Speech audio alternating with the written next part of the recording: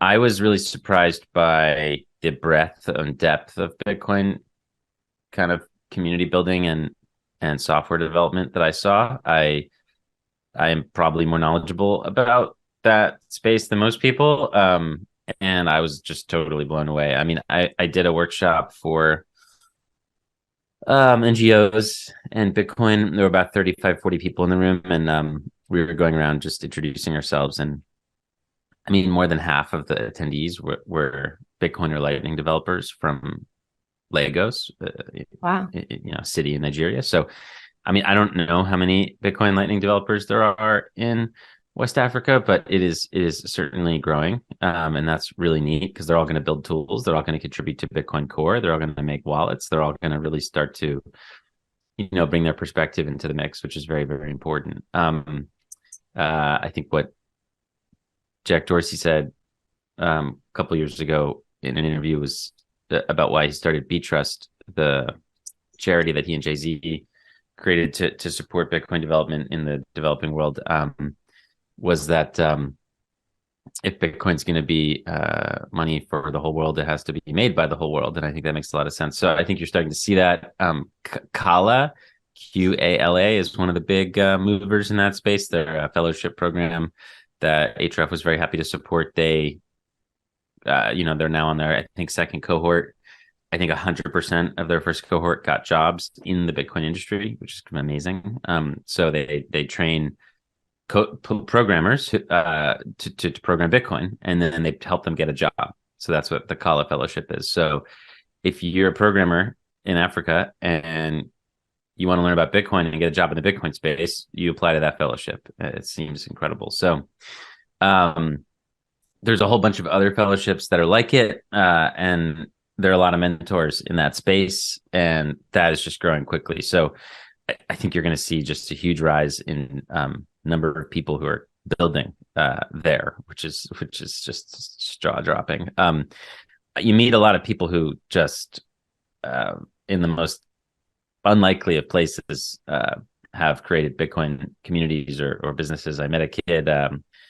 He was like 19. He had learned how about Bitcoin mining on YouTube, and then he started a company to mine Bitcoin in northern Nigeria, and they're going to do some flared gas mining in southern Nigeria. I think that was really interesting. Apparently, I mean, I think that part of the world vents more gas than like anywhere else in the world or something like that. There's just so much waste. So there's a big opportunity for Bitcoin miners there if they can figure out the security situation. So that'll be interesting to see. Um, Obviously, you saw what Gridless is doing, or at least a lot of people saw this. Eric Hersman, who's a friend of mine, and his team have created a company that comes in and helps reduce the cost of power, or gives power to communities that didn't have it in the first place across East Africa. They're in Kenya, they're in Malawi, they're in a few other countries. They're working on micro hydro, at least for now. So they just go to a place that has a river. They divert the river with a very simple tube. They put a fish guard on it. They run it through a micro hydro, and they pay for it. This is not altruistic. Like, they're going to make money, and then the community is going to have new power, and that power is going to be cheaper and more sovereign than power from elsewhere. It's truly exciting stuff. So that was really interesting to see. I got to meet the team working on basically it's like a protocol to do Bitcoin on what's called USSD, which is like a text message protocol that people use in Africa that don't have data. So a lot of people have a feature phone, but they can't afford internet. So they just use text message to do mobile money or whatever without internet. So the I think it's Manchura team. Machinkora, I think. Machinkura team. Yeah, sorry.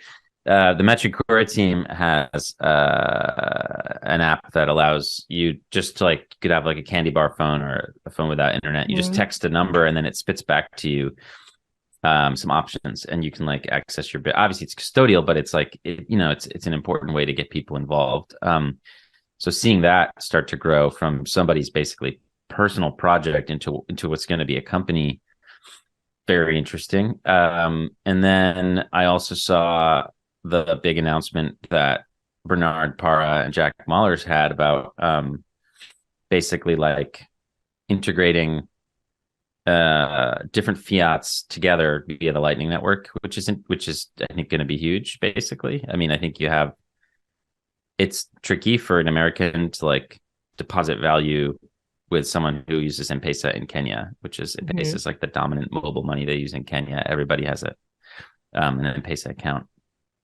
So Bernard and his team at BitNob have done the work to do the Bitcoin to fiat off ramp. So you can go Bitcoin to M-Pesa in Kenya. You can go Bitcoin to MTN, which is the mobile money in Ghana. You can go Bitcoin to a Nigerian bank account, any Nigerian bank account. And, you basically, if you have Bitcoin, you can just go through BitNob and it just goes directly into one of these things. And you don't need that much information. So, for example, in M-Pesa, you just need a phone number. So this is an open integration because it's on the Lightning Network. So he can team up with any other company. So he started with Strike, meaning, let's say, externally. So now if you're a Strike user in America and you have just like a debit card, you can like more or less instantly within a minute or two deposit funds in somebody's M-Pesa account or a Nigerian bank account or a Ghanaian mobile MTN account with very, very, very low fees and with the real rate of exchange, which is so important. So, for example, if you use the traditional financial system to send money from the US to Nigeria, the Nigerian government has a fixed rate of exchange that's official, which is at something like 450 naira per dollar. Naira is the local currency there. So that's how much you're going to get. You're only going to get 450 naira per dollar if you use Western Union. But if you go out in the market, on the street, the real rate of exchange is 750 or so. So what that means is the government is just basically stealing, whatever that is, 30, 40% from people as they transact from abroad. So Bitcoin allows you to get the real rate of exchange. So you send a Western Union, not only are you paying whatever fee they have and waiting and opening yourself up to inspection and delays, God knows what else, you're also only getting a percentage of what you're sending. You use Strike to send $100 to a Nigerian bank account through the BitNob integration, which is, by the way, it's like 2 button clicks inside Strike. You're getting it, doing it really quick, and you're getting the full amount, which is really cool. So I think those kind of integrations are going to really be important in the next decade. I think within a few days, Coin Corner out of Great Britain also announced the integration with Bernard's company, BitNob, so that their customers in the British Isles can also send money seamlessly to these African countries. And I think BitNob is going to just add more and more and more kind of like local partners, which is, the dream is that everybody uses Bitcoin. I mean, I think what I'm sure Frida mentioned to you, which is so interesting about Bitcoin being like a uniting currency for everyone in Africa, is that the continent is super separated. Like there's something like 40 plus fiat currencies, 45 central banks. Like as Frida says, like imagine if the US had a different currency for each state. It would be like really, commerce would just be like really sort of stifled, right? So that's the case in Africa. You have a even bigger place. And it's just very difficult to send money from here to there, and there's different restrictions, and everybody's trying to take a cut. And why not just one standard for the whole continent? So that's, I think, like the dream, which is kind of cool. But even now today, we don't have to dream. Like the practical reality is that Bitcoin and the Lightning Network can allow fiat users in different places to just instantly kind of interact with each other, and that was a huge takeaway. I also saw.